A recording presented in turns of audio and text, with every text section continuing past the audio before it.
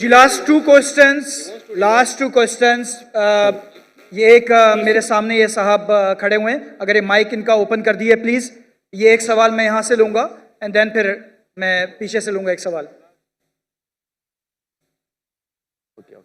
Hello, अस्सलाम वालेकुम। ये हैदराबाद से साथी आए हैं, डबल कन्वेंस करके अकेले आए हैं डॉक्टर साहब से सवाल करने के लिए। अस्सलाम वालेकुम वरहमतुल्लाहि वबरकातुहू। डॉक्टर जाकिर नाइक साहब, मैं अकेला आपके लिए ब्लाइंड हूँ और हैदराबाद से मोहब्बत से मिलने के लिए आया हूँ। अगर आपको पाकिस्तान के अंदर अल्लाह ताला से दुआ है कि आपको नेशनलिटी मिले तो आप खुश दिली से कबूल करेंगे। और दूसरी बात कि मैं ब्लाइंड हूँ, पहले आपको देख सकता था, पीस टीवी उर्दू में देखा करता था, मेरी आईसाइट चली गई लेंस वगैरह की वजह से। मुझे आपको छूने की बहुत ख्वाहिश है। उम्मीद करता हूँ कि आप मेरा दिल नहीं तोड़ेंगे और एक बार मुझसे सिर्फ मिल लेंगे। बस दिल ना तोड़िएगा। शुक्रिया।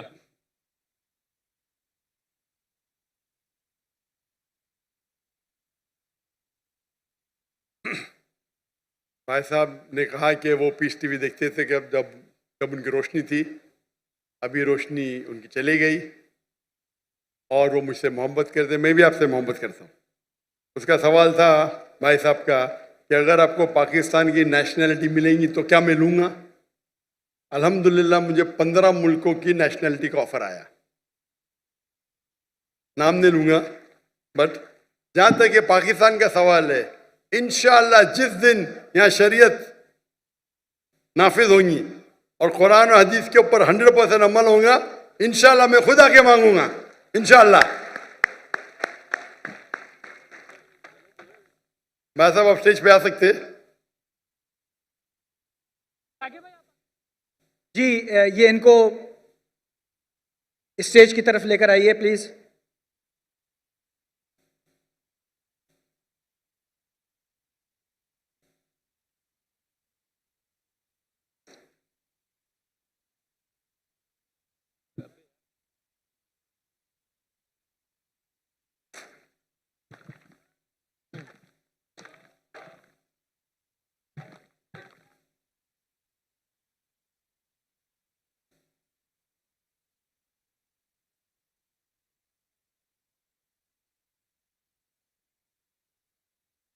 जज़ाकल्लाह खैर।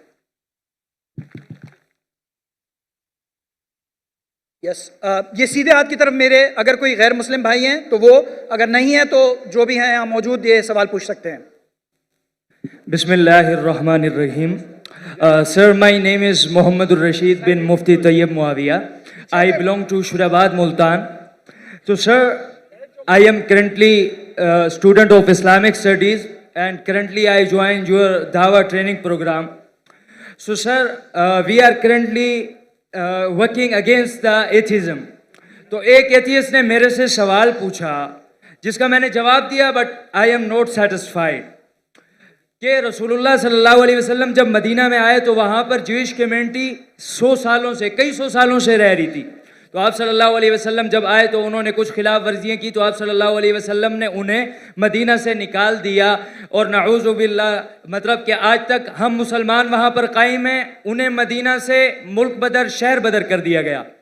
और आज जब इसराइल या ज़ोनिस्ट ने हमारे पैलेस्टाइन पर गलत कब्जा किया तो ये कब्जा सही है, क्योंकि कल जब हमने उन्हें निकाला था तो वो आज जब हमें निकाल रहे हैं, तो इसमें मसला क्या है। ये मेरा सवाल नहीं है, मेरे से पूछने वाले एक दोस्त का सवाल है, ही इज एथियस्ट।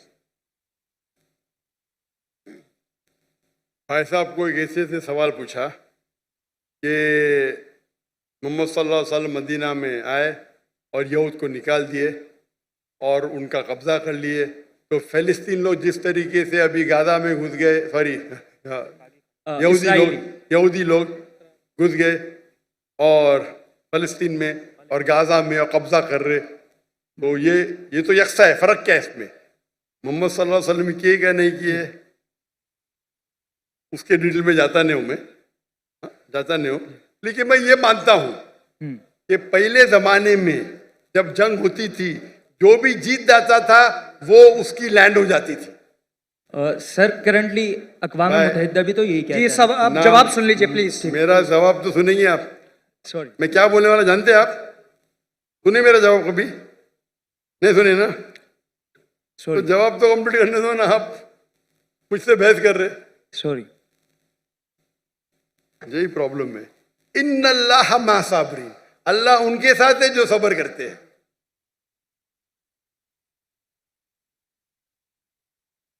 आप अगर देखेंगे 100 ईयर्स बैक, 100 साल बाद, 200 साल पहले, 300 साल पहले, सब जगह ये कॉमन रूल था, कॉमन लॉ था। अगर एक देश हमला करता है और जीत जाता है तो उसका होता है। दुनिया भर में ऐसा है, दुनिया भर में, दुनिया भर में, हिंदुस्तान में हो या अमेरिका में हो या इन सब जगह। लेकिन जब वर्ल्ड वॉर आई ना, वर्ल्ड वॉर 1, वर्ल्ड वॉर 2, तो एक कानून बना।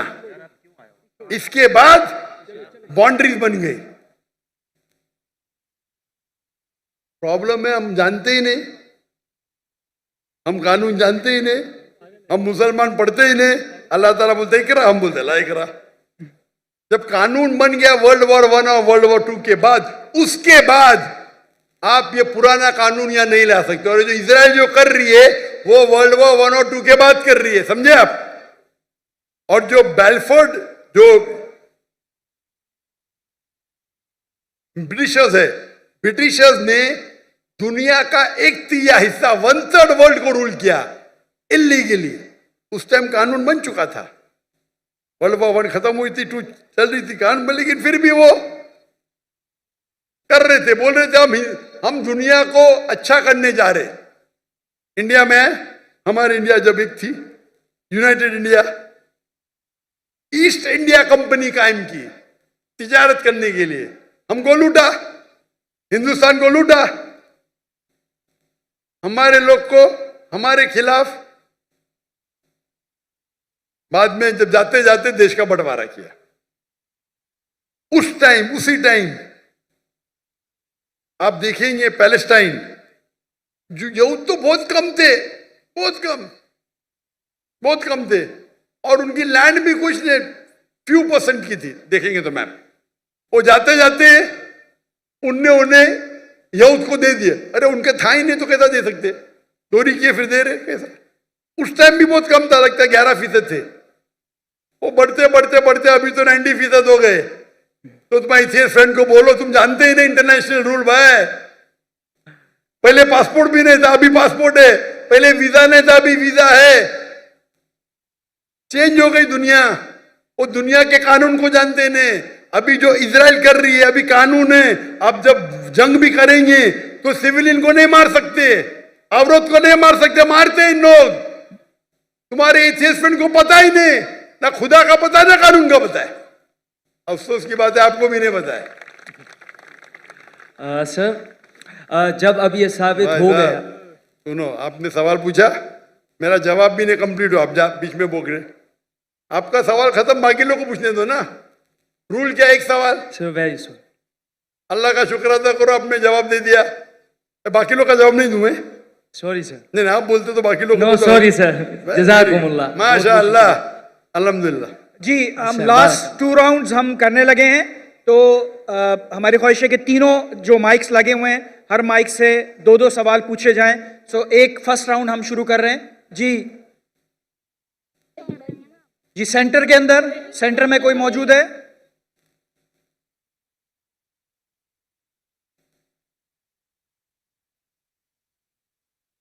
मुख्तसर सवाल, लॉजिकल सवाल। अस्सलामुअलैकुम वरहमतुल्लाहि वबरकातुहू। जी, मेरा नाम शावेज़ बिन शहजाद मुबीन है। मैं डॉक्टर इसरार अहमद के मदरसे में पढ़ता हूँ, अल कुरान अकेडमी में। तो मेरा सवाल ये था कि दीनी तालीम और दुनियावी तालीम में फ़र्क क्या है? कि जब से मैंने स्कूल छोड़ के दीनी तालीम शुरू करी है, तो कोई लोग मुझे कहते हैं कि तुमने गलत करा, दीनी तालीम शुरू कर दी और दुनियावी तालीम शुरू कर दी, ख़त्म कर दी। तो इसमें आप क्या कहना चाहेंगे? भाई साहब का सवाल है कि वो स्कूल में पढ़ते थे, स्कूल में छोड़ के अभी दीनी तालीम पढ़ रहे, डॉक्टर इसाम में साहब के मदरसे में पढ़ रहे। कुछ लोग कहते हैं उन्होंने गलत किया है। दीनी तालीम और दुनियावी तालीम में फ़र्क क्या है? अहम सवाल है। तालीम हासिल करना हर मुसलमान के लिए फ़र्ज है, चाहे मर्द हो या औरत हो। या अल्लाह के रसूल की हदीस है। और अल्लाह ताला फरमाते सबसे पहला हिदायत इंसान ने तो कुरान में दी, इकरा पढ़ो। तो पढ़ना फ़र्ज है, लेकिन इल्म दो किस्म के होते हैं। एक फ़र्ज इल्म, एक होता है मुस्तहब, एक होता है मुबाह, एक मकरूह, एक हराम। अलग किस्म के। जो फ़र्ज दीन है वो बेसिक इस्लामिक के फ़राइज़ और हराम ये जानना हर मुसलमान का फ़र्ज है। हर वालिदैन का फ़र्ज है कि अपने बच्चों को सिखाए।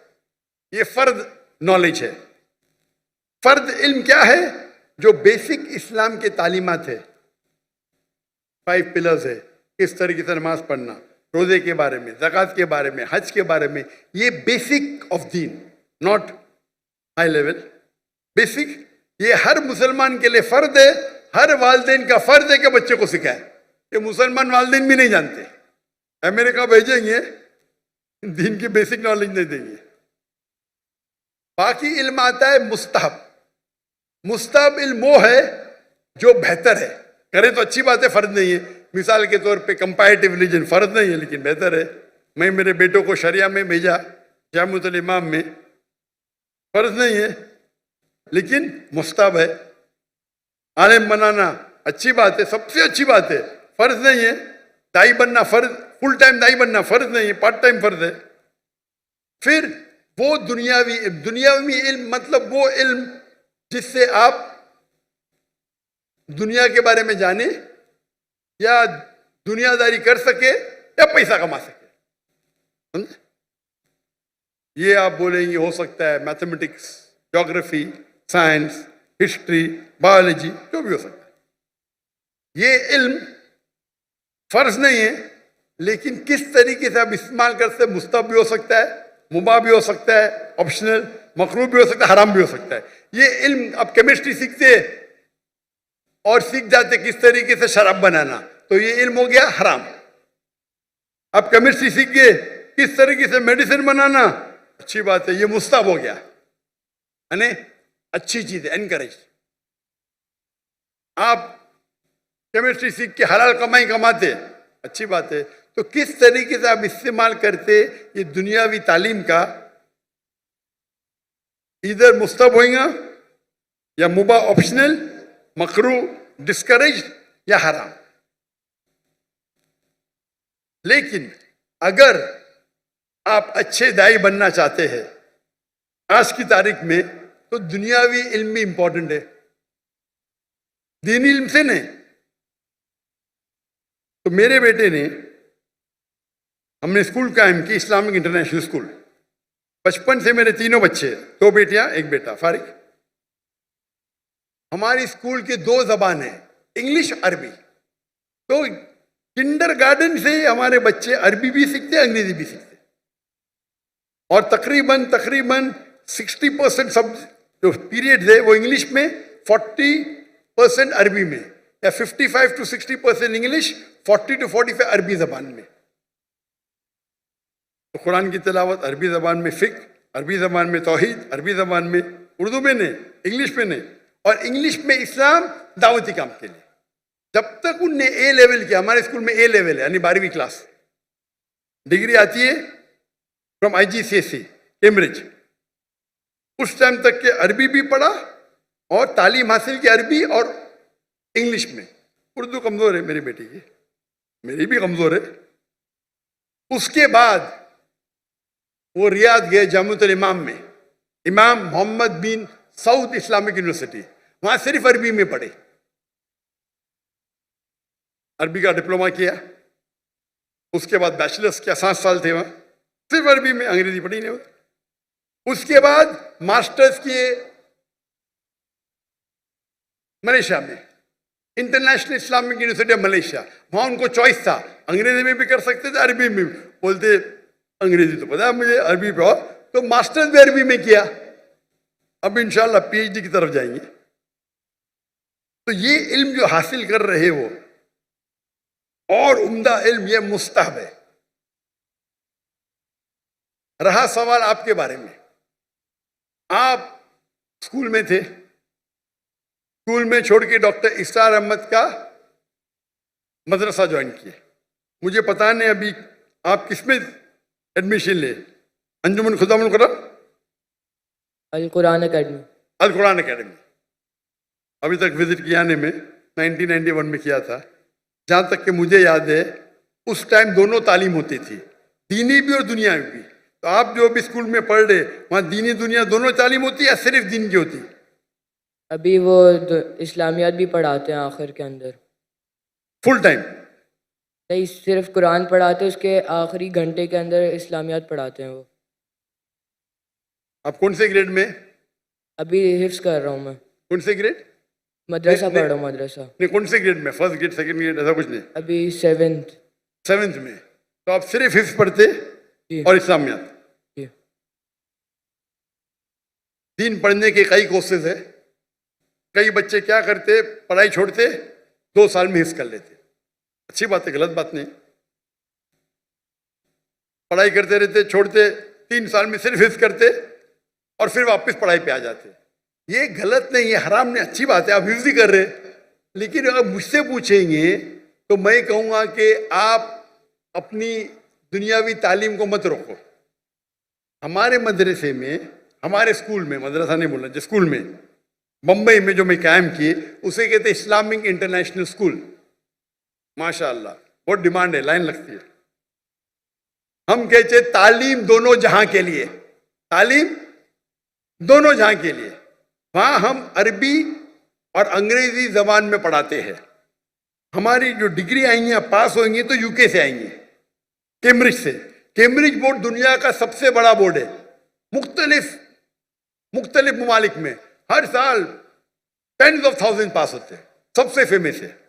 तो कौन ये नहीं कहेगा कि मुसलमान की डिग्री है या इंडियन डिग्री। अगर पास होंगे तो आप कहाँ भी तालीम ले सकते दुनिया में, सबसे रिकग्नाइज्ड है। लेकिन साथ साथ हम दीनी तालीम भी देते हैं। इंग्लिश सब्जेक्ट्स के अलावा हमारे पास कुरान, हदीस, शरिया, फिक्र अरबी में। हमारे स्कूल का जो मयार है, आमतौर के ऊपर 50 बच्चे पे एक टीचर होता है ना। हमारे स्कूल में 4 बच्चे पे एक टीचर।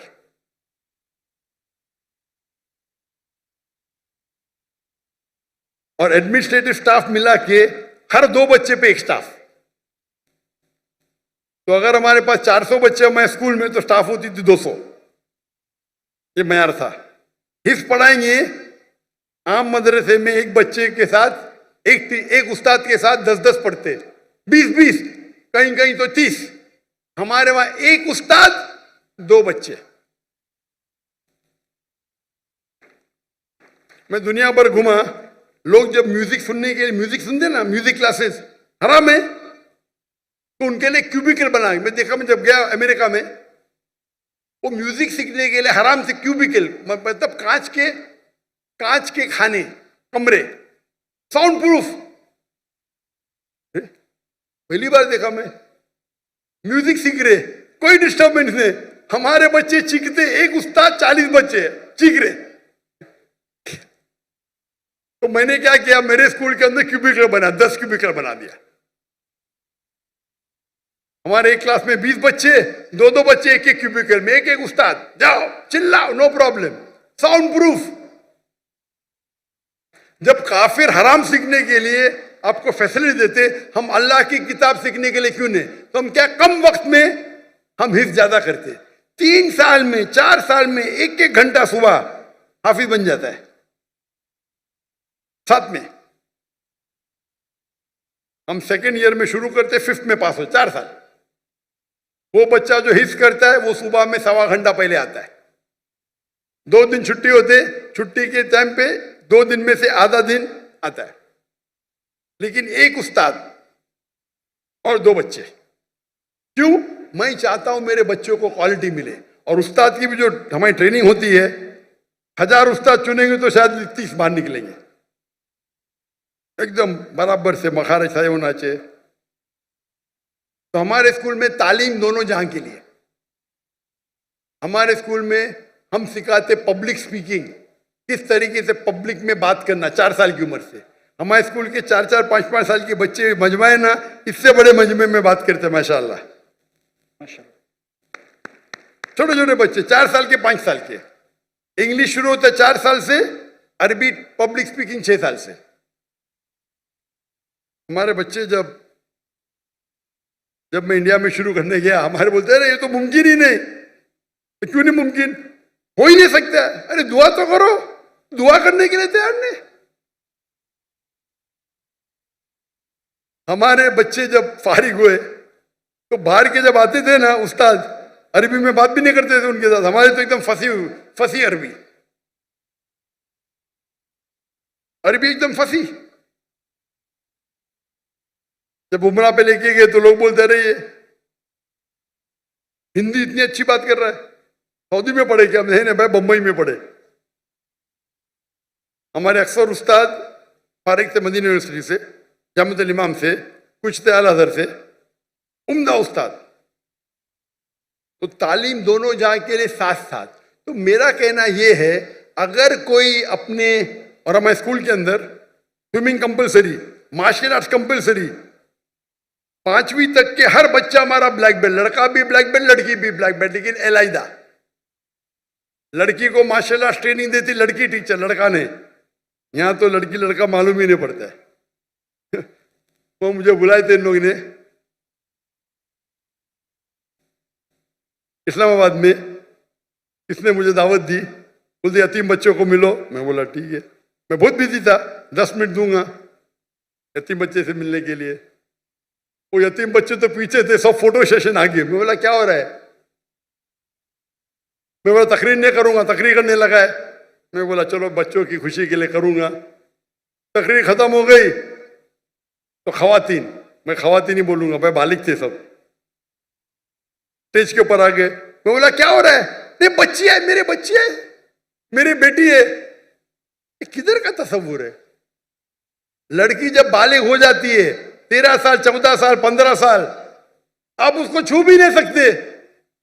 मैं इस्लाम की तकरीर कर रहा हूं, सडनली पूरी फौज आ जाती है लड़की लोग की, बालिग सब 15 साल की, 14 साल की, 16 साल की। क्या ये?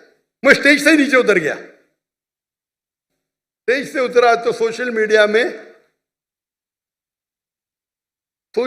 में मुझे ताज्जुब लगा।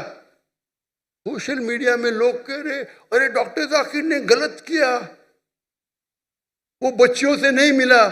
पाकिस्तान में क्या हो गया इस देश को? आप लोग बोलना चाहिए माशाअल्लाह क्या दाई है, लड़कियां तो उतर गया। लोग बोलते अरे बच्चे से नहीं मिला। वो ऑर्फनेज का जो मालिक था, डॉक्टर साहब भी मेरी बच्ची है। मैंने बोला तुमको भी छूना हराम है, तेरे बीवी की पेट से अगर पैदा ली तो जायज है। ये किधर का माशरा? बच्ची बोलो नो प्रॉब्लम, बेटी बोलो नो प्रॉब्लम, आप नाबालिग नामहरम को छू भी नहीं सकते।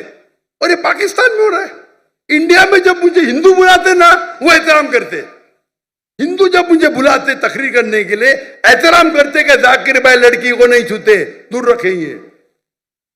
यहां तो मैं इस्लामाबाद में गया, वो टेलीविजन की जो होस्ट है मेरे नजदीक आए सवाल पूछने, मैं पीछे जा रहा हूं, वो मेरे पे चढ़ दी, मैं पीछे जा रहा हूं। क्या हो रहा है ये? अरे आप डॉक्टर जाकिर नाइक से बात कर रहे हैं, मुसलमान है, क्या हो रहा है?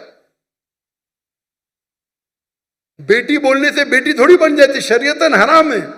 जब मैं किससे डिस्कस किया तो यहाँ के बोलते ये आम है, हमारे माशरे में आम है, हराम है। आप लड़की को छू ही नहीं सकते भाई नामहरम को। आप अगर ऑर्फेन लोग को पैसा देके खाना देते, आपको छूने का हक नहीं है। बेटी बोले नो प्रॉब्लम, मैं भी बेटी बोलूंगा। ये तो सब क्या हो रहा है? यानी दीन की आपको इतनी भी नॉलेज नहीं है। अल्लाह के रसूल फरमाते हैं कि अगर आप नामहरम को छूने के बनिस्बत अगर आप खीला ठोकेंगे आपके सिर पे, वो बेहतर है।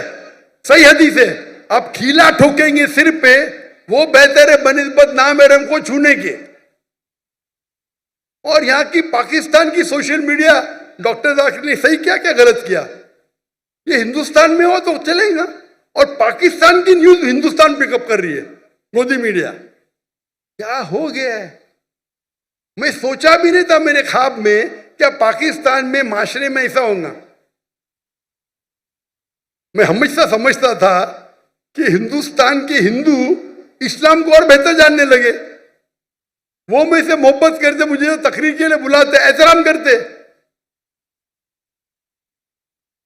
और पाकिस्तान में गैर मुस्लिम ने मुसलमान बहस कर रहे, जाकिर ने सही किया क्या गलत किया, सही किया क्या गलत किया। अल्लाह हिदायत दे, अल्लाह हिदायत दे। कुछ लोग ने दिफा की में क्या हो रहा है। ये तो दीन का बेसिक है कि आप नामहरम को छू नहीं सकते। अगर बालिग लड़की है 13-14 साल के ऊपर है, खलास।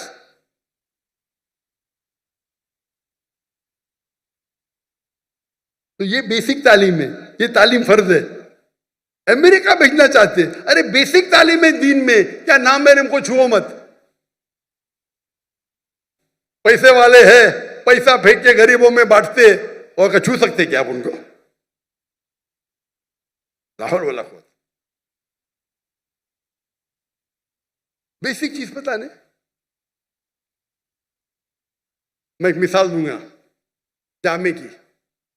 डॉक्टर याहिया जामे, जिसका गैम्बिया का प्रेसिडेंट, उनने मुझे बुलाए थे उनके प्रोग्राम के लिए, नेशनल डे के लिए, और मैं चीफ गेस्ट था। वो स्टेज पे थे, उनकी बीवी लेफ्ट पे थी, वो स्टेज पे थे, मैं राइट पे था, और सारे एम्बेसडर्स थे कई मुमालिक के। जैसा फंक्शन शुरू हुआ तो एम्बेसडर्स प्रेसिडेंट को मिलने के लिए आए, और प्रेसिडेंट के पहले मैं था। पहला एम्बेसडर यूएसए का खातून थी, स्टेज पे चढ़ी, हाथ आगे की। मैंने बोला sorry ma'am, in Islam we are allowed to shake hands. फिर मर्द एम्बेसडर, फिर से खवातीन है। वो प्रेसिडेंट ने फॉरेन मिनिस्टर को ऊपर बुलाया, आज डॉक्टर जाकिर नाइक, डॉक्टर जाकिर नाइक वहां खड़े रहो राइट के ऊपर, कोई भी खातून नहीं बोलो, इस्लाम के अंदर हाथ मिलाना खातून को इजाजत नहीं है। आप सोच सकते प्रेसिडेंट के मौके पे, वो प्रेसिडेंट है, मैं चीफ गेस्ट हूं, सब एम्बेसडर है। जैसा मैंने कहा फुल इस्लामिक ने, पता चला उनको फट से बोले, मेरे सामने फॉरेन मिनिस्टर आ गया, sorry ma'am please don't shake hand. इससे डरना भाई, अल्लाह और अल्लाह के रसूल के लिए मैं प्रेसिडेंट की भी नहीं परवाह करता हूं, और ये तो अच्छा था माशाअल्लाह। इसीलिए मेरे लिए उनकी मोहब्बत बढ़ गई। उन्हें कॉम्प्रोमाइज नहीं किया कि अमेरिका के एम्बेसडर की तौहीन की, यहां करूंगा तो मुझे पता नहीं, अमेरिका के एम्बेसडर की तौहीन की, जेल में डाल देंगे भाई। क्या हो रहा है? ये तो बेसिक तालीम है। आपका सवाल है ना, बेसिक तालीम ये है क्या भाई, नाम महरम से हाथ नहीं मिलाने का, छूने का नहीं, बेसिक है। माशाल्लाह हमारे गवर्नर साहब किधर गए, वो मुझे बोले जाकिर भाई, आज ही बोले, अब भी आज का प्रोग्राम आने के बाद, जाकिर भाई ये तो माशरे में कॉमन है, मैंने आपकी बात सुना ना, जैसा मुझे पता चला कल मैंने जब तोहफा दिया दूर से दिया। मैंने बोला माशाअल्लाह, उतना तो ये इसको बोलते अमल करना, मालूम पड़ गया तो अमल करो। आप देखिए कभी भी, मैं फोटो भी, कोई खवातीन महरम बीच में तो अलग बात है, महरम नहीं तो नो भाई। चाहने वाले बहुत है, लेकिन चाहने वाले हैं, लेकिन उसूल को मत तोड़ो। आप सोच सकते हैं कि एंकर, लेडी एंकर और सब शूट कर रहे, तो बेसिक नॉलेज तो बेस्ट है, बोथ बेस्ट है, बोथ। हमारे स्कूल में बच्चे हिंदू से बात करते, हमारे स्कूल के बच्चे 6ठी के 7वीं के, हम उनको वेदा सिखाते, 6ठी से वेदा सिखाते, बाइबल सिखाते, भगवत गीता सिखाते। काहे के लिए? दावत देने के लिए। डंके की चोट पे दावत देते हम हिंदुस्तान में रहकर, और अभी भी कर रहे हैं माशाअल्लाह। मैं बाहर हूं, काम जारी है, काम जारी है। और वल्लाही आप अगर सही इस्लाम फॉलो करेंगे, हिंदू आपकी इज्जत करेंगे, इज्जत करेंगे। जाएंगे, अरे पैसा ही लेते ना मुझसे, अरे आपसे कैसा पैसा लेंगे, आपसे पैसा लेंगे, हमको श्राप मिलेगा। श्राप मतलब अल्लाह का फटकार, श्राप हिंदुइज्म में बोलते बदुआ, अल्लाह की ऐसा बोलते, इतनी इज्जत करते। ये जो ब्रिटिशर्स आके आपस में हम लोग झगड़ा लगा हिंदू मुस्लिम में, हिंदू मजहब भी नहीं सिखाता है कि मुसलमान से झगड़ा करना, मुसलमान मजहब भी नहीं सिखाता है कि झगड़ा करो, दावत करो, अमन करो, फैलाओ। तो हिंदुस्तान में अक्सर हिंदू, मेरे हिसाब से इस्लाम, मुस्लिम और हिंदू में झगड़े बहुत कम है, नहीं बोलता हूं मैं, है बहुत कम है। ये पॉलिटिशियन लोग अंगाल लगाते, झगड़े होंगे तो उनका वोट बैंक मिलेगा। मैं जाता हूं, तकरीर करता हूं, बाइबल का लोग इतने खुशी खुशी, कोई दुकान में घुस गया, मुझे पैसा नहीं लिया तो पैसा ही नहीं लेते, मेरे से पैसा ही नहीं लेते, बोलते भगवान का श्राप पड़ेगा। कौन? यहां आपके पीआई के सीआईओ, सीईओ। क्या हालत है, क्या हालत है, फर्क देख रहे हैं आप? दीन को आप फैलाओ, और उसका मतलब मेरे हिंदुस्तान के हिंदू दीन समझ गए, पाकिस्तान के मुसलमान नहीं समझे। कुछ लोग, हाँ सब लोग नहीं, माशाअल्लाह मेरी फैन फॉलोइंग है। मैं कुछ मुसलमान की बात कर रहा हूं, कुछ मुसलमान के लिए सारे मुसलमान को तो बदनाम नहीं कर सकता मैं ना। और ये मालूम पड़ता है, उनका चेहरा देख के मालूम पड़ता है कितना दीन को फॉलो कर रहे हैं लोग। तालीम दोनों जहां के लिए बेस्ट है।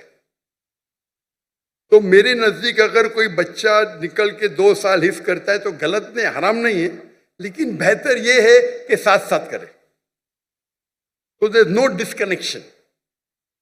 अगर आप महारत चाहते हैं, दाई बनना चाहते हैं, तो दोनों इल्म हासिल करो और आप कुरान को अच्छी तरह समझ सकेंगे। मैं क्योंकि डॉक्टर हूं, मैं साइंस को अच्छी तरह से समझता हूं, कुरान में और समझता हूं, ईमान बढ़ता है। जो इल्म आपको अल्लाह की तरफ लेके जाता है, चाहे अंग्रेजी हो, चाहे जर्मन हो, चाहे मैथमेटिक्स हो, चाहे साइंस हो, वो इल्म सही इल्म है। अगर वो इल्म से आप दूर होंगे तो क्या फायदा? हमारे बच्चे शाहरुख खान को नहीं, यहाँ तो शाहरुख खान ज्यादा है, जहां में यूट्यूबर, मेरे 3 आइडल है, शाहरुख खान, विराट कोहली, डॉक्टर जाकिर नाइक। अरे बाप रे, मुझे शाहरुख खान के साथ मिला दिए, विराट कोहली के साथ।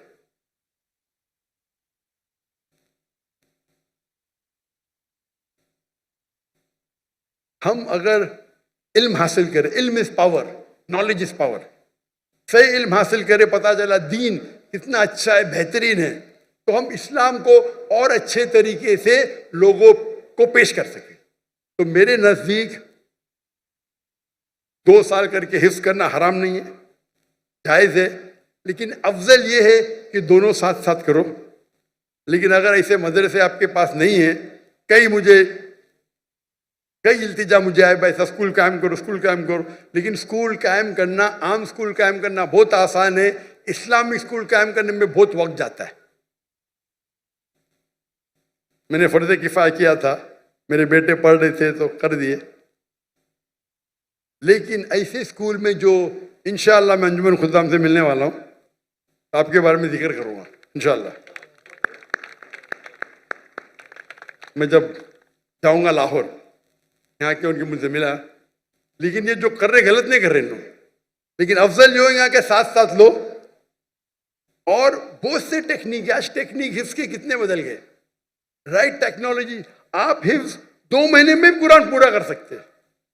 मैं लेकिन उसके लिए अलग होता है, हम 2 महीने में पूरा कुरान हिफ्ज कर सकते हैं, लेकिन जितना जल्दी याद करेंगे उतना जल्दी भूलेंगे। तो हमने वो कोर्स इख्तियार किया, एक बार इस्तेमाल किया, फिर बोले नहीं ये सबसे बेस्ट नहीं है। ये कोर्स मक्का मदीना में होता है, 2 महीने में पूरा कुरान हिफ्ज कराते हैं, लेकिन फिर उसके लिए इतनी प्रैक्टिस करने पड़ता है, वक्त उतना लगता है। तो हम बोले नहीं, हमारा 2 साल 3 साल सही है, लेकिन साथ साथ हम मार्शल आर्ट्स, स्विमिंग, फुटबॉल सब करते हैं, क्रिकेट हमारे स्कूल में ममनू है, हराम ने ममनू। क्रिकेट वेस्ट ऑफ टाइम है, हमारे इंडियन पाकिस्तानी क्रिकेट के पीछे दीवाने। हराम ने, मैं प्रेफर करता हूँ फुटबॉल, 1.5 घंटे 1 घंटा खेलो, पूरी पूरी वर्जिश बेस्ट। हॉकी खेलो, बास्केटबॉल खेलो, हैंडबॉल करो। तो आपने अगर कर लिया तो कंटिन्यू करो अभी, इंशाअल्लाह अगर दोनों साथ में करें तो और बेहतर है, लेकिन अकेला करना गलत नहीं है। Hope that answers the question. जी हाँ जी, अगर कोई और सवाल, ये हमारी बहन की तरफ से, ये लेफ्ट साइड के ऊपर अगर माइक यहाँ पर मौजूद है तो। अस्सलाम वालेकुम रहमतुल्लाहि व बरकातहू sir, I am a student और मेरा क्वेश्चन ये है डोमेस्टिक वायलेंस के ऊपर। ये जनरेशन टू जनरेशन चलता है। अगर ये पेरेंट्स के दरमियान बहुत ज़्यादा क्लैशेस है और मतलब इसमें बच्चों का क्या किरदार बनता है कि वो कैसे हैंडल करें उस सिचुएशन को, और हमारे पाकिस्तान में ये बहुत ज़्यादा बढ़ता जा रहा है और हमारा क्या हुक्म बनता है कि हम इस पर कैसे अमल करें और कैसे हम इस्लाम से रिलेटेड जो भी है उस पर अमल कर सकें। जी शुक्रिया। जज़ाकल्लाह। बहन का सवाल है कि पाकिस्तान में डोमेस्टिक वायलेंस काफ़ी ज़्यादा है और कल भी कई ख़वातीन ने कहा, तो बच्चों का क्या इसमें रोल है, क्या किरदार है, हमें क्या करना चाहिए।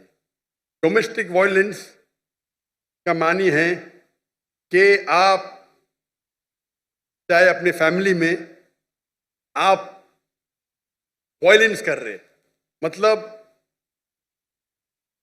मारामारी कर रहे या आप पीट रहे, चाहे मार्क छोड़ रहे, चाहे स्टिचेज आ रहे, तो डोमेस्टिक वायलेंस इस्लाम में हराम है। There is the difference between domestic violence and difference between, अपने बच्चों को कोई थप्पड़ मारा तो डोमेस्टिक वायलेंस नहीं बोलेंगे, यूएसए में बोलेंगे I will call the police. हाँ, वो यूएसए में, यहाँ नहीं। अगर बच्चों को आपने थप्पड़ मारा डोमेस्टिक वायलेंस नहीं बोलते हो, तो लेकिन आप पीटेंगे उसको, आप बेच से पीटेंगे, काला ब्लू ब्लू ब्लैक कर लेंगे, तो ये हराम है। और अल्लाह के रसूल की हदीस भी है जो खातून ने पूछी थी पहले कि कैन वी बीट, तो ज़राबा की मानी मैंने कहा था, मीनिंग बीट लाइटली। तो अल्लाह के रसूल की हदीस है कि आप फेस पे नहीं मार सकते, आप मारेंगे तो कभी उस पर मार्क नहीं छोड़ सकते। ये ज़राबा की मानी है, लाइक विद अ मिसवाक। तो domestic violence where there is torture it's totally हराम। बच्चों का क्या रोल है? पहला रोल ये कि आपके पास काउंसलिंग होना चाहिए, काउंसलिंग सेशन होना चाहिए। और लोग तो गलत फहमी है कि आजकल के माशरे में 3 किस्म की सोसाइटी है। एक कहते पेट्रियार्कल सोसाइटी, पेट्रियार्कल मीन्स मर्द ही ऊंचा, बस पेट्रियार्कल।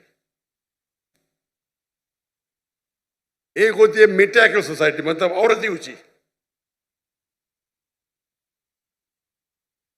और एक कहते हैं फेमिनिज्म। ये फेमिनिज्म इज अ मिसनोमा, ये गलत फहमी है। इस्लाम में men and women are overall equal, identical नहीं है लेकिन इक्वल है। तो ये वर्ड फेमिनिज्म है, उसके मानी है मेन एंड वुमेन इक्वल, तो मिसनोमा है। अगर कोई कहेंगे इस्लाम में फेमिनिस्ट, तो लोग बोलेंगे अरे क्या बोल रहा है, बट इंग्लिश वाइज सही है। But technically feminism is a misnomer, मतलब जैसा हिंदुइज्म में मिसनोमा है, बराबर ना। Hinduism means a person who lives in the valley of Indus valley, तो डेफिनेशन वाइज मैं भी हिंदू, लेकिन मैं बुत परस्ती नहीं करता हूं, मैं वेदा में नहीं मानता हूं। आप समझ रहे ना। तो उसी तरीके से फेमिनिज्म इज इंग्लिश वर्ड जिसके मानी है a person who thinks men and women are equal. वो आदमी, वो औरत जो सोचती है मर्द और औरत बराबर है, यकसा नहीं है, बराबर, इस्लाम में बराबर ही है। औरत और मर्द के हुकूक है, कुछ वक्त मर्द ऊंचे है, कुछ वक्त औरत ऊंची है, ओवरऑल बहुत है इक्वल। इसके ऊपर तकरीर कर सकता हूं लेकिन वक्त नहीं है। इसका सोल्यूशन क्या है? सोल्यूशन ये है कि माशरे में काउंसलिंग होना चाहिए। काउंसलिंग मतलब वो लोग जो फैमिली के मैटर्स में डील कर सके और काउंसिल कर सके। प्रॉब्लम है आज की तारीख में, आप अगर वेस्टर्न वर्ल्ड का काउंसलिंग लेंगे तो पूरे जो ट्रीटमेंट है वेस्टर्न वर्ल्ड के, आधे तो हराम है। आप बोलेंगे जो खाली दीन के बारे में पढ़ा और माशरा साइकोलॉजी नहीं जानता है तो वो भी प्रॉब्लम है। तो डायकोटमी है, प्रॉब्लम है। हमें ऐसे शख्स के पास जाना चाहिए जो दीन को भी जानता है और साइकोलॉजी भी जानता है, मेडिकल साइंस भी जानता है। ऐसे लोग अगर काउंसलिंग करेंगे तो सही करेंगे। आप अमेरिकन काउंसलिंग के पास जाएंगे तो वो जो आपको देंगे गाइडेंस वो तो दीन के बाहर कर देंगे आपको। अगर यहाँ करेंगे जैसे कि बोला ना उसको, तकवा तकवा करो, नहीं तो आपके पास तकवा नहीं इसलिए आप लाचार है, आप अपाय देखेंगे तकवा नहीं है, ये भी प्रॉब्लम है। तो हम हमारे माशरे में ऐसे लोग को तैयार करना चाहिए। और मुझे पता है कि चंद साल, तकरीबन 10 साल पहले जामिया बिनोरी, पता है मुझे जाने का था 2 दिन पहले, तो रोक लिया, इंशाल्लाह मैं कल जाऊंगा। जामिया बिनोरी के अंदर मुझे पता चला कि वहाँ मीडिया तालीम दीन की भी होती, दुनिया की भी साथ में, अल्हम्दुलिल्लाह, दीन की भी तालीम, दुनिया की भी तालीम। लेकिन दुनिया की तालीम अगर दीन के नजरिए से देखे, मिसाल के तौर पे आप पढ़ेंगे, साइंस में लिखा है कि हम बंदर से बने, हमारे टीचर्स उसको बराबर जवाब देंगे। नहीं तो अपना मुसलमान बंदर से बने, कुरान में लिखे आदम अलैहिस्सलाम पहले थे। इख्तिलाफ है, तो इख्तिलाफ को किस तरीके से सॉल्व करना वो एक टेक्निक है। तो ये एक स्पेशलिटी है। अफसोस की बात है कि हम समझते हैं कि इल्म हराम है, अंग्रेजी हराम है। अंग्रेजी से अच्छे काम भी होते, बुरे काम हराम है, अच्छे काम अच्छे। तो ऐसे माहौल में दे शुड बी काउंसलर्स। मेरे वालिद थे साइकेट्रिस्ट, आपको पता है वो डॉक्टर थे, लेकिन साइकेट्रिस्ट थे। वो पहले हिंदुस्तान के मुस्लिम साइकेट्रिस्ट थे जो प्रेसिडेंट बने, पूरे इंडिया के साइकेट्रिस्ट के प्रेसिडेंट। साइकेट्रिस्ट मतलब यहां तो बोले साइकेट्रिस्ट पागल है। अगर आप साइकेट्रिस्ट के पास गए इंडिया पाकिस्तान में तो आपके नाम पे तो पागलपन का लग जाएगा। अमेरिका में तो साइकेट्रिस्ट की तो तनख्वाह मिलती थी, उनकी तो इतनी चांदी है। इसको आराम करने का साइकेट्रिस्ट के जाओ, आधा घंटा बकवास करो, ये बिल दे दो $5,000। तो साइकेट्रिस्ट की बहुत तनख्वाह होती है, इनकम आमदनी बहुत होती है। इंडिया पाकिस्तान में साइकेट्रिस्ट कह दिया मतलब पागल हो गया, तो लोग बोल के भी डरते। ये गलत है। Psychiatry is a specialize field. तो मेरे वाले तकरीबी कहते इस्लाम एंड साइकोलॉजी, अल्लाह उन्हें जन्नत फरमाए, रहमुल्लाह। तो ऐसे प्रॉब्लम में वी शुड अ स्पेशलिस्ट। और यूएसए में है, मेरे कई कलीग है, मिसाल Yasir Fazaga, Sheikh Yasir Fazaga Peace TV पे आते, he specialize in counselling. Sheikh Yasir Fazaga he specialize, he studied counselling also दीनी आलिम भी है और काउंसलर और सर्टिफाइड काउंसलर है। तो इस वक्त वो जो आपको जो देंगे राय, वो इस्लामिक भी होंगी और आपके फैमिली के प्रॉब्लम को हल भी करेंगे। तो हमारे इदारे में भी इस्लामिक रिसर्च फाउंडेशन में we should have counselling, ladies के पास, जेंट्स के पास। कभी साथ में मिलने पड़ता तो महरम जरूरी है। तो मेरी एलिया भी करती थी काउंसलिंग, मैं भी करता था काउंसलिंग। तो इस मौके पे किस तरीके से कुरान की कौन सी आयत पे अमल करना चाहिए, अगर डोमेस्टिक वायलेंस से क्या करना चाहिए। और अगर आप सही देंगे, मिसाल के तौर पे एक मिसाल दूंगा मैं आपको, वक्त बहुत कम है, इतना वक्त होने के बाद भी माशाअल्लाह बहुत लोग हैं। एक मेरे पास एक मुसलमान आया और मुझसे कहने लगा कि मेरी बीवी जन्नत में जाएंगी ही नहीं। मैं बोला क्यों भाई, क्यों नहीं जाएंगी? वो हदीस में लिखा है क्या बीवी अगर शोहर को नाराज करे तो जन्नत में जाएंगी, हदीस सही है। मैं बोला हदीस सही है, इसीलिए मेरी बीवी जन्नत में जाएंगी ही नहीं। मेरा कौन गलत? मेरी बीवी गलत। मेरा सुनो, जन्नत तेरी बीवी के बाद में डिस्कस करेंगे। कुरान में लिखा हुआ है कि जन्नत जाने के लिए 4 चीज चाहिए, ईमान वल असर, पूरी तफसीर नहीं दूंगा, वक्त जाएगा।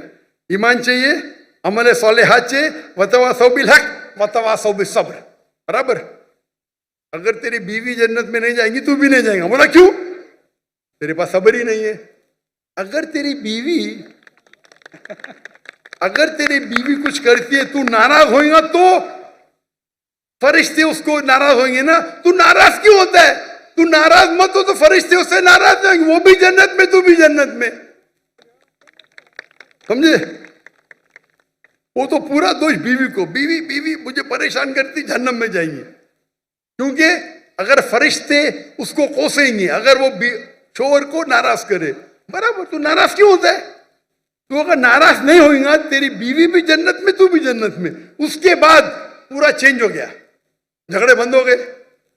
छोटी सी आयत, उसने मुझे हदीस कोट की, मैंने कुरान की आयत कोट किया, हदीस सही थी। तो इस तरीके से बोलना, तो बीवी मेरे बाद में बोलती है कुछ दूसरे के, तू अभी माशाअल्लाह झगड़े बंद हो गए। वो वन ट्रैक माइंड, मेरी बीवी गलत, मैं सही, मुझे नाराज की जन्नत में जाएंगे। अरे अल्लाह के रसूल कहते हैं सबसे बेहतरीन मोमिन वो जो अपने फैमिली के साथ बेहतर है बीवी के साथ। आधी हदीस कोट करते, अपने फायदे की हदीस कोट करते। यही तो प्रॉब्लम है माशरे में। आप तकरीर में उलमा को सिर्फ सुनेंगे वन साइडेड हदीस। कितना अच्छे से हल हो गया प्रॉब्लम में। यू आर शॉर्ट टेम्पर्ड, तुम नाराज होते इसलिए प्रॉब्लम में। तुम नाराज हो ना, आराम से बैठो, मैं कुल वल्लाह पढ़ो, सूरह फातिहा पढ़ो, नाराजी चलेगी। शैतान तुम में। तुम बीवी की बात करते, शैतान तुमको जहन्नम लेके जा रहा है बीवी के साथ। तो इस तरीके से काउंसलिंग करो, प्रॉब्लम ही सॉल्व। लेकिन अफसोस की बात है, मैं बस काउंसलर नहीं है, मैं बहुत कम करता था, बिकॉज टाइम की किल्लत है, सब तो नहीं कर सकते ना। तो कभी कभी मौका मिल जाता है। तो इस तरीके से अगर आपके पास उलझे हुए उल्मा है, और है पाकिस्तान में, क्यों नहीं, जो माशरे को जानते हैं, जो एक हदीस के बदले दूसरे हदीस कोट करे और समझाए, तो मेरे नजदीक ये जो आपके प्रॉब्लम में पीडोफिलिया है या डोमेस्टिक वायलेंस है, इस्लाम इसको आराम से दूर कर सकता है। अगर आपके पास सही उल्मा जिनके पास साइकोलॉजी की तालीम है, दिस डोमेस्टिक वायलेंस आराम से जा सकता है। यहां तो लोग समझते मेरा हक है भाई बीवी को मारना। सूरह निसा सूरह नंबर 4 आयत नंबर 35, कव्वामुन अलन निसा, मैं कव्वाम हूं, खलास। और जाके बाहर आके बोलेगा अरे माशाल्लाह सही, क्या मर्द का बच्चा है। औरत पे हाथ उठाता, मर्द का काय का बच्चा है भाई। औरत पे हाथ उठाता, मर्द का बच्चा। कौन मर्द का बच्चा औरत पे हाथ उठाता? तो ये अगर आप जहन खोलेंगे, इस पे लेक्चर होना चाहिए, डोमेस्टिक वायलेंस पे लेक्चर होना चाहिए। अगर पता चले किया तो उसको भान में लेके आके सजा दो उसको ना।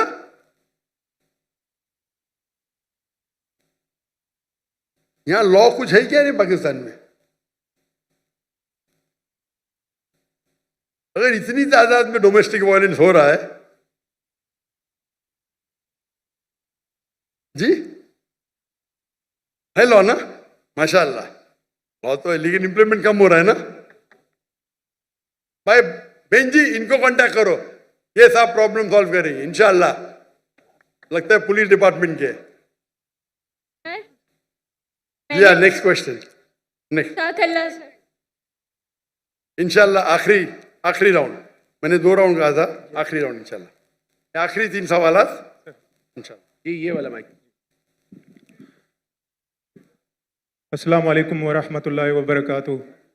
मेरा नाम आसिफ है, मैं रिन्यूएबल एनर्जी इंजीनियर हूँ।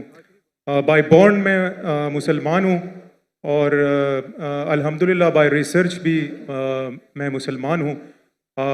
कुछ वीकनेसेस आई थी कुछ सालों पहले, मुझे इत्तेफाक हुआ पढ़ने का यूके के अंदर, और वहाँ पे मैं अपना माइंड जो है वो क्लियर करके गया था, क्योंकि अगर मैं यूके में पैदा होता तो हो सकता है मैं क्रिश्चियन होता। तो यूके गया और वहाँ पर क्रिश्चियंस पे भी मिला और डिफरेंट रिलीजन लोगों से भी मिला, और नॉटिंघम इस्लाम इंफॉर्मेशन पॉइंट के थ्रू मैंने दावत भी दी उनसे मिला, और जिस तरह से डिबेट्स हुई, आपकी बुक्स हैं, अहमद दीदात की बुक्स हैं, उन्होंने बहुत हेल्पफुल की, और जब क्रिश्चियंस और डिफरेंट थे वो बेबस रह गए। तो मेरा यकीन और पुख्ता हो गया कि इस्लाम और कुरान के अलावा और कोई मज़हब हक नहीं है, यही सिर्फ हक है ताकि क़यामत तक, क्योंकि उनकी बेबसी देखी मैंने देखी वहीं पर। लेकिन कुछ सालों पहले सर एक शख्स है, वो भी IPCC अहमद दीदात के स्टूडेंट हैं, उन्होंने जो अभी क्लेम किया है, आप चाहें तो मैं उसका नाम भी ले सकता हूँ। उन्होंने कहा है कि कुरान की जो लिटरल मीनिंग्स हैं, जो अरबिक हैं, अरबिक में आप जब ट्रांसलेट करते हैं तो उसकी जो लुगत है उससे ही आपको कुरान को अंडरस्टैंड करें। आप जो तफसीर देखते हैं या फिर कुछ हदीस हैं, उससे आप अगर देखते हैं तो वो कुरान की अंडरस्टैंडिंग बिल्कुल बदल जाती है। जैसे कि वो कहते हैं कि तौरात जो है वो मूसा अलैहिस्सलाम पे नाजिल नहीं हुई। तो मेरा क्वेश्चन ये है कि पूरी की फाउंडेशन ही जो है उसने डिस्टर्ब कर दी है, कि जैसे उसने कहा कि मस्जिद अक्सा जो है वो फ़लस्तीन नहीं है बल्कि वो पैलेस्टाइन में है। तो ये जो अंडरस्टैंडिंग है कि आप कि कुरान जो है वो सिर्फ कुरान से ही समझा जा सकता है, क्योंकि वो अल्लाह ने उसकी जो है जिम्मेदारी ली है, बाकी तो मैन मेड लोगों ने किताबें लिखी हैं सारी जो उसका क्लेम है। तो मेरी रिक्वेस्ट है कि अगर आप इसको क्लियर करें, इस अंडरस्टैंडिंग को, कि कुरान को सिर्फ इसी ट्रांसलेशन से ही समझा सकता, क्योंकि उसको कुरान ने वो अल्लाह ने उसकी वो ली है। तो और रिक्वेस्ट है कि समझ गया सवाल, समझ गया भाई, कब से खड़े हुए थे, समझ गया आप सर। मैं समझदार हूँ मैं, और किसके बारे में बात करते हो भी जानता हूँ मैं। जज़ाकल्लाह। भाई साहब का सवाल है कि एक शख्स है पाकिस्तान में जो दीदा साहब का शागिर्द कहलाता है, और वो कहता है कि कुरान मजीद को लुग़वी मानी ट्रांसलेशन क्या है उससे समझ आ जा, हदीस से नहीं। कुरान में कई आयतें अतिउल्लाह अति रसूल, ओबे करो अल्लाह को, अल्लाह के रसूल को। कैसे ओबे करेंगे? ट्रांसलेशन पूछो अल्लाह के रसूल के, अभी तो अल्लाह के रसूल अभी जिंदा है नहीं, उनकी टीचिंग जिंदा है जी, इंतकाल हो चुका है, इंशाल्लाह जन्नत फिरदौस में मिलेंगे इंशाअल्लाह। तो किससे पूछेंगे आज की तारीख में? ये अल्लाह का तो कलाम है ना, जी, अतिउल्लाह अति रसूल, ओबे अल्लाह ओबे द मैसेंजर। किससे पूछेंगे? किधर है? हदीस पूछो उनसे, सिंपल है। कोई भी अगर कुरान का बेस्ट कमेंट्री कुरान खुद है और अल्लाह के रसूल की हदीस, दो चीज, कुरान खुद और अल्लाह के रसूल की, ये बेसिक है। Best is Quran itself. कई जगह कुरान में दो जगह जिक्र है, तो commentary it is called itself. Number 2 अल्लाह के रसूल की हदीस, उसके बाद एंसेलरी, और हो सकता है साइंस, हो सकता है टेक्नोलॉजी, बाद में आएंगे। दो बुनियाद है अपने शरिया की, कुरान और हदीस। और फिर कुरान में ये भी लिखा है फसअलु अहले ज़िक्री इन कुंतुम ला तालमून। सूरह नहल सूरह नंबर 16 आयत नंबर 43, सूरह अंबिया सूरह नंबर 21 आयत नंबर 7, दो जगह लिखा है। उससे पूछो जो एक्सपर्ट है। यानी कुरान में सारे प्रॉब्लम का, एक जन ने पूछा खाना कैसा पकाना लिखेला है, मैं बोला हाँ लिखेला है। क्या लिखेला है? कुक से पूछो ना, कुक एक्सपर्ट है ना। फसलू अहले ज़िक्री इन कुंतुम ला तालमून, वो बावर्ची से पूछो बताएंगे कैसा खाना में लिखेला है। तो कुरान टेलीग्राफिक बुक है, तो बावर्ची से भी पूछ सकते हैं आप अगर आप खाना पकाना जानते, बराबर ना जी। तो कुरान के अंदर गाइडलाइंस दिए गए। Best is Quran itself, number 2 सही हदीस। एंड एंसेलरी भी हो सकता है, मिसाल के तौर पे आप एक्सपर्ट से पूछ रहे, आप साइंस का पूछ रहे। अगर आप लुगा से कुछ मिलता है आपको जी। तो एक होता है कि कुरान की तफसीर थ्रू कुरान, नंबर 1, एक कुरान की तफसीर थ्रू हदीस, नंबर 2 कुरान की तफसीर थ्रू लुगा भी है। अगर आपको कुछ लुगवी मानी मिलती है और अगर वो दूसरे कोई कुरान के आयत से नहीं टकराती है और सही हदीस से नहीं टकराती, तो आप उसका इस्तेमाल कर सकते हैं। समझे ना? जी जी। क्योंकि कई बार एक अरबी लफ्ज के 3 मानी 4 मानी होते हैं, तो पहले आपको तहकीक करने पड़ेगा इसके बारे में कुरान में और कहाँ लिखा गया है। मिल गया? हदीस से मिल गया। फिर लुगा देखो, अच्छा ये कुरान में 4 मानी है, ये 2 कुरान से मिलते, हदीस से मिलते, बाकी 2 नहीं मिलते, बाकी 2 को निकाल दो। आप समझे? जी लेकिन अगर नहीं टकराती है तो आप इस्तेमाल कर सकते हैं। अगर जी नहीं कुरान और सही हदीस से नहीं टकराती है, जी अगर ऑर्डर रहता है, there is order, number 1 is कुरान, फिर हदीस है, फिर बाद में अपना आपका लॉजिक है। लॉजिक ऊपर नहीं आता है, लॉजिक नीचे, उर्फ है, कस्टम्स है। तो फिक के अंदर उसूल है, ये उसूल के डिफरेंस होने की वजह से थोड़ा इख्तिलाफ है, उसके ऊपर भी मैं डिटेल में जाऊंगा नहीं। जी लेकिन लुगा का इंपॉर्टेंस है, टॉप पे नहीं है, टॉप पे नहीं है, नीचे। आप समझे ना? जी जी अगर हदीस से साबित हो गया क्या ये कुरान के मानी ये है, तो हदीस है फाइनल, बट सही हदीस होना चाहिए। मिसाल के तौर पे सबसे पहली आयत जो नाजिल हुई, पहले 2 आयत, इक़रा बिस्मि रब्बिकल लज़ी खलक़ खलक़ल इंसान मिन अलक़, और इक़रा की सूरा नंबर 96 वर्स 1 और 2 पढ़ो। अल्लाह के नाम से जिसने पैदा किया एक खून के लोथड़े से, लीच। अभी साइंस आज कहती है खून के लोथड़े से तो इंसान बना ही नहीं, उसका मतलब कुरान में गलती है, नऊज़-बिल्लाह, बराबर ना। और बहुत से लोग एतराज देते आपके पहली 2 आयत में ही गलती है, क्योंकि पहले लोग समझते थे, ग्रीक लोग, कि इंसान खून के लोथड़े से बना है। अभी आप जब तहकीक करेंगे तो अलाका के मानी 3 होते हैं। खून का लोथड़ा, लीच, लोच जैसा, leech like substance, and something which clings, 3 मानी होते हैं। खून का लोथड़ा, लीच लाइक सब्सटेंस, लीच को क्या बोलते हैं उर्दू में? लौच। लीच को क्या बोलते हैं उर्दू में? जोंक जोक, जोक, जोक, जोक। और तीसरा है समथिंग विच क्लिंग, जो लटकता है। तो कीथ मोर के पास जब गए थे और ये तीनों मानी दिखाए, कीथ मोर एक क्रिश्चियन था, जी 1991 में 1922 में गए थे उनके पास। वो दुनिया का बेस्ट एम्ब्रियोलॉजिस्ट था। लिखे के तर्जुमा, हमारी साइंस को पता ही नहीं कि एम्ब्रियो, एम्ब्रियो मतलब जब बच्चा माँ के पेट में जब शुरू में पैदा होता है उसे कहते हैं एम्ब्रियो। हमारी साइंस तो कहती नहीं कि वो जोंक के जैसा लगता है। वो माइक्रोस्कोप में गया, शॉक हो गया, अरे हाँ सही है भाई, ये जोंक लगता है। तो इसमें मानी कौन सी है? अभी अलका की क्या मानी है? जोक। समझ गए? या बाद में उससे पूछे बाकी के बारे में क्या है? नहीं भाई, बच्चा लटकता भी है, तो दोनों सही है। बच्चा जब मां के पेट में रहता है, वूम में रहता है, तो बच्चा लटकता है थ्रू द एम्बोलिकल कार्ड, अम्बुलिकल कॉर्ड के थ्रू लटकता है, बराबर, दोनों सही है। और रिसर्च करे पता चला कि दिखने के अंदर बच्चा शुरू में खून का लोथड़ा दिखता है, तो वो भी सही है, खून के लोथड़े से नहीं बना, लेकिन खून के लोथड़े जैसा लगता है। तो कुरान की जो आयत है, इक़रा बिस्मि रब्बिकल लज़ी खलक़ खलक़ल इंसान मिन अलक़, अलका के मानी खून का लोथड़ा, जोंक और लटकना, तीनों सही है। तीनों सही। कोई भी हदीस से टकरा रहा नहीं, कोई भी तफसीर में लिखा नहीं, कोई भी तफसीर में लिखा नहीं कि ये लॉन्च के बारे में, जोक के बारे में। खून का लोथड़ा लिखा है, लेकिन वो गलत फहमी थी, क्योंकि खून के लोथड़े से बनता नहीं, खून के लोथड़े जैसे लगता है।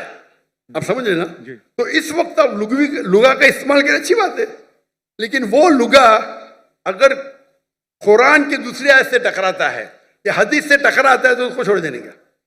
आप समझ रहे ना? जी जी तो लुगा की अपनी उसका दर्जा है, लेकिन नीचे है। तो अगर आप उसूल को जाने, उसूल को जाने ने और अपने फतवे देने लगे तो हालत ही होएगा। और उम्मत को अगर बेसिक नॉलेज है दीन की, कोई भी आलिम आपको कोई भी घुमाएगा नहीं आलिम। अगर आपको पता है दीन के बारे में, वल्लाही कोई भी आलिम घुमा नहीं सकते आपको। वो प्रॉब्लम है हम दीन के बारे में जानते ही नहीं ना। मैं आपसे सवाल पूछता हूं, अगर हिंदुस्तान में, हैदराबाद में गाड़ी पहली बार आई थी बहुत साल पहले, तो एक नवाब गाड़ी खरीदते, पहली बार गाड़ी आती, अमीर रहते, मिल जाती गाड़ी उनको, तो गाड़ी के साथ ड्राइवर भी आती, किसको चलाने आता ही नहीं, गाड़ी किसको चलाने आता ही नहीं ना, तो कंपनी उसको ड्राइवर भी देती है। तो नवाब साहब बोलते मेरी बीवी को शॉपिंग जाने के, गाड़ी को बाहर निकालो, तो ड्राइवर बोलते नवाब साहब गाड़ी खराब हो गई, अब भी क्या, अब भी सही करो। तो बोले सही करने के लिए 10 किलो घी चाहिए, 20 किलो राइस चाहिए, बासमती राइस, और 30 किलो शक्कर। तो नवाब साहब उसको 20 किलो घी देते, 30 किलो बासमती राइस और 30 किलो शक्कर देते, और गाड़ी चलने लगती। मैं आपको पूछता हूं, आज आपका ड्राइवर बोला मुझे गाड़ी सही करने के लिए 20 किलो असल घी चाहिए, 30 किलो बासमती राइस चाहिए और 30 किलो शक्कर चाहिए, देंगे उसको? Of course not. क्या करेंगे, लात मार के भगाएंगे ना, क्योंकि आप गाड़ी के बारे में जानते हैं, जी आप दीन के बारे में नहीं जानते, तो ये मुसलमान का जाल है। आप दीन के बारे में जान लेंगे तो कौन आपको घी नहीं पूछेगा, आप समझे ना। जी कल मेरे बेटे ने तकरीर की थी उर्दू में, क्या कुरान को समझ के पढ़ना जरूरी है।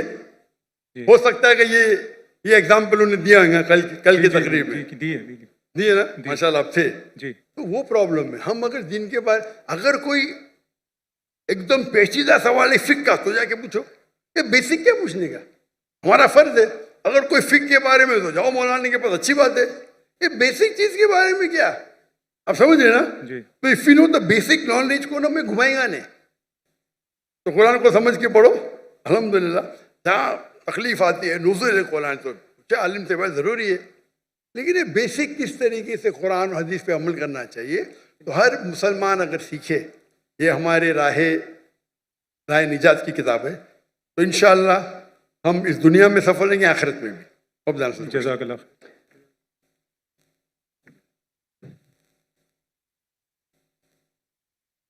आखिरी सवाल ये मैं अपनी बहनों की तरफ से लेना चाहूँगा।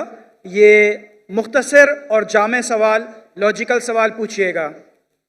अपना नाम बताइए और अपना प्रोफेशन बताइए प्लीज़। अस्सलाम वालेकुम।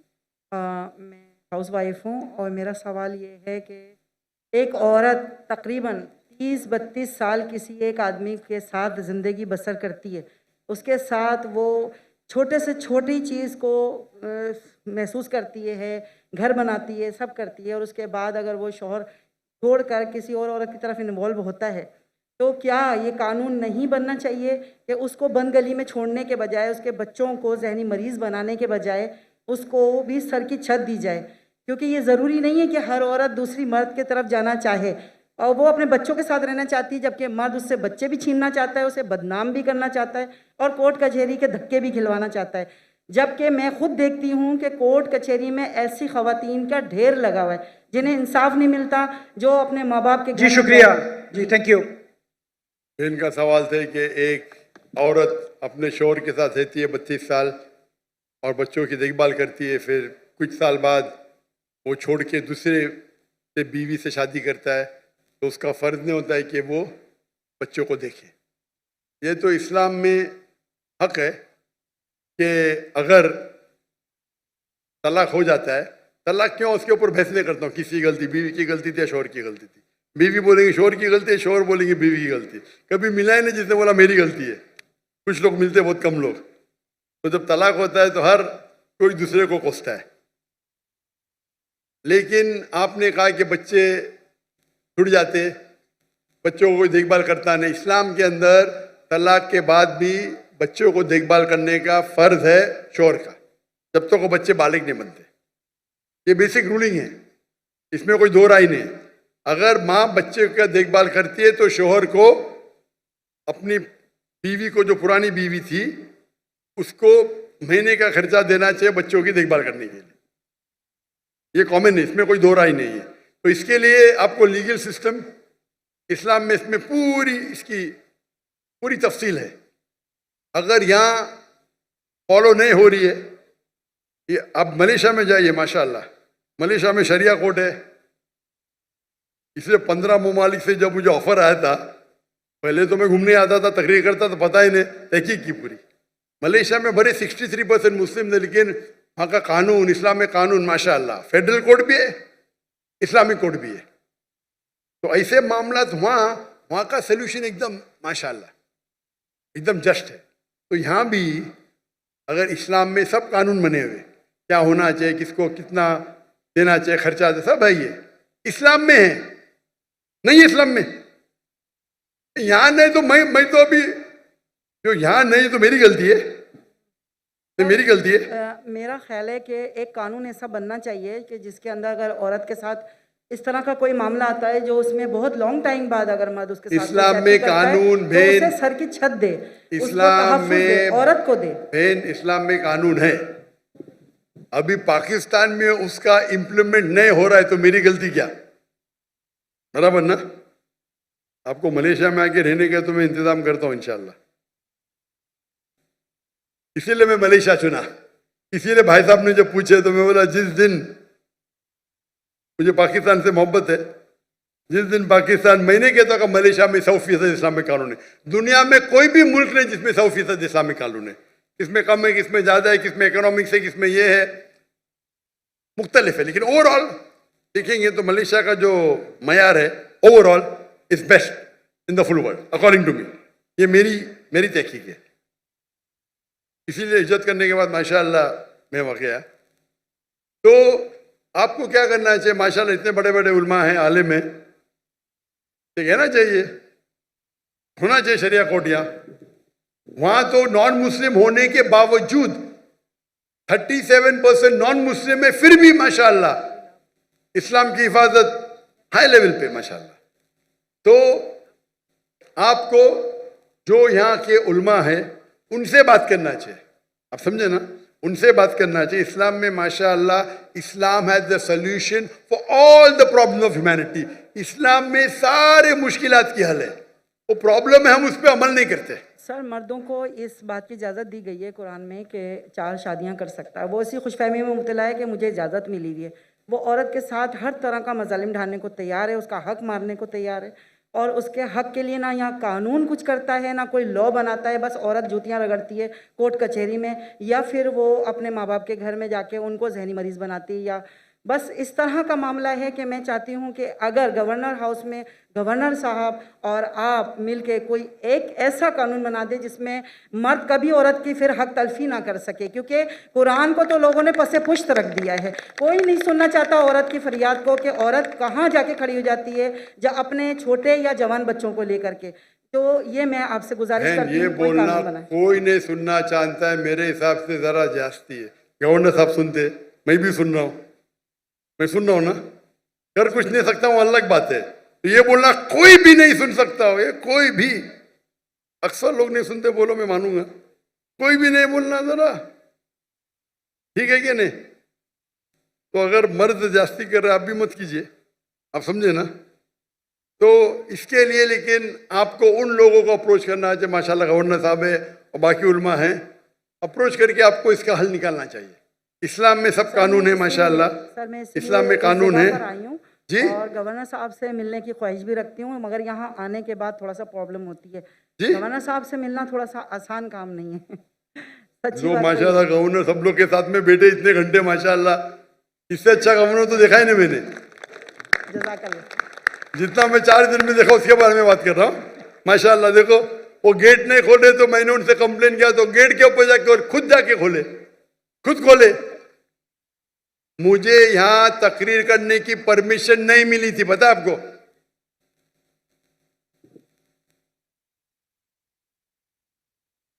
पाकिस्तान में मुझे तकरीर करने की परमिशन नहीं दे रहे थे। वो गवर्नर साहब आए, अल्लाह उनको जज़ाए खैर दे, खुल के बोल रहा हूं मैं, चाहते थे कि मैं 2000 की मजमे में ज्यादा दूं नहीं, 1000 2000। शर्म की बात है ना, इंडिया में 10 लाख, पाकिस्तान में 2000। अभी तो कुछ मुकाबला है, 50,000 60,000 तो 80,000 है माशाल्लाह।